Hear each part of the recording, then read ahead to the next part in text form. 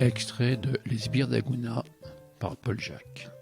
Je finis juste de taper mon rapport quand Carmen se décide enfin à sortir de la salle de bain. Elle a l'air détendue et me gratifie même d'un pâle sourire en me disant « la place est libre ». Bon, c'est vrai que moi aussi, j'ai bien besoin de passer sous la douche.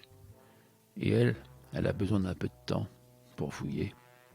Parce que c'est exactement la suite que j'imagine. Elle va chercher le parchemin et tenter de disparaître. Sauf qu'elle ne trouvera rien.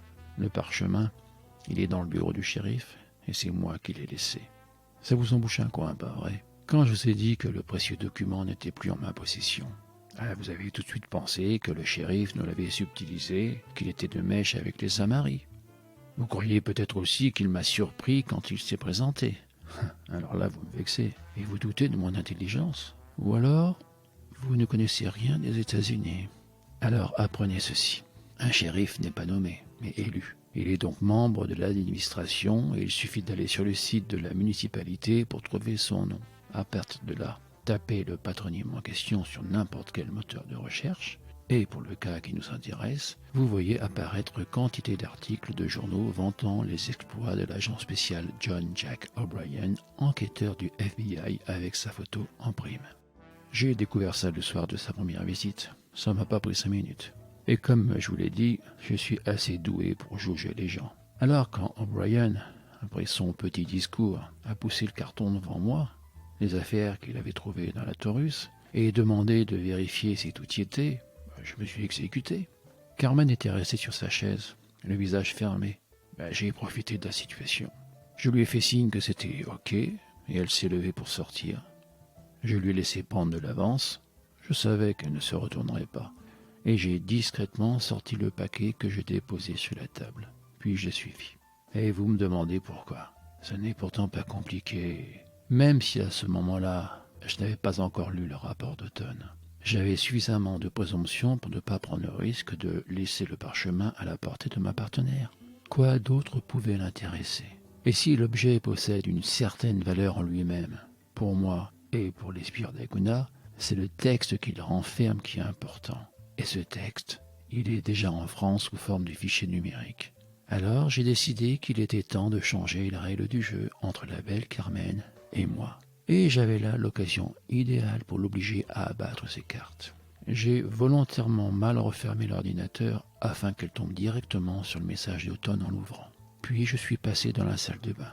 Je suis même resté un peu plus longtemps que nécessaire sous la douche et je voulais qu'elle soit sûre de sa défaite. Quand je ressors, elle est assise devant l'ordi ouvert, son Glock posé sur la table, à portée de main. « Où est-il » me demande-t-elle. « Hors d'atteinte. »« Tu l'as laissé au shérif, c'est ça ?»« Je vois que tu comprends vite, bravo. »« Putain, mais pourquoi t'as fait ça ?»« T'allais me le voler, pas vrai ? Qu'est-ce que tu vas faire maintenant ? Tu vas me tirer dessus ou me donner des explications ?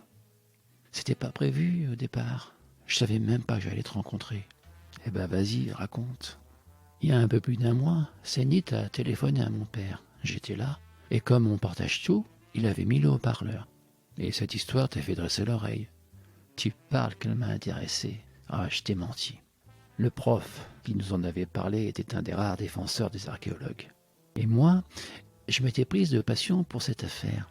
Je connaissais à peu près tout ce qu'on avait trait. Mais mon père n'était pas intéressé. Alors cet imbécile de Zenith a voulu faire cavalier seul. Il avait l'intention de voler la statue d'Aguna. Et c'est comme ça qu'il a dû se faire prendre. Il y a des chances, oui. Et ensuite, j'ai décidé de creuser. J'avais l'adresse du professeur Cropole. J'ai décidé d'aller lui rendre visite.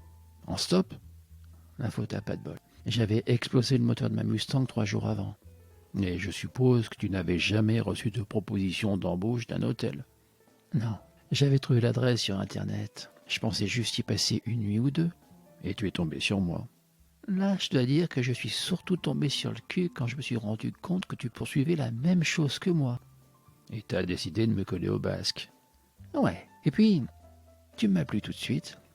Ouais, tu t'es servi de moi en quelque sorte. Je dirais plutôt qu'on s'est servi l'un de l'autre. Mais je te jure que j'étais sincère avec toi quand... Enfin, tu vois, quand on baisait, tu veux dire. Mais t'avais quand même l'intention de me voler. En fait, je ne sais plus trop, là. Je ne savais plus vraiment où j'en étais. Et puis quand j'ai découvert que sans le savoir, J'avais travaillé pour l'État, ça m'a mise hors de moi. Je ne travaille pas pour l'État, je travaille pour l'agence Automne, qui, elle, travaille pour l'État, c'est pareil. Bon, il arrive peut-être de temps en temps de sous-traiter quelques affaires. Hein. Et on fait quoi maintenant? Je sais pas, c'est toi qui as le flingue. Tu veux faire quoi? Me descendre ou m'embrasser?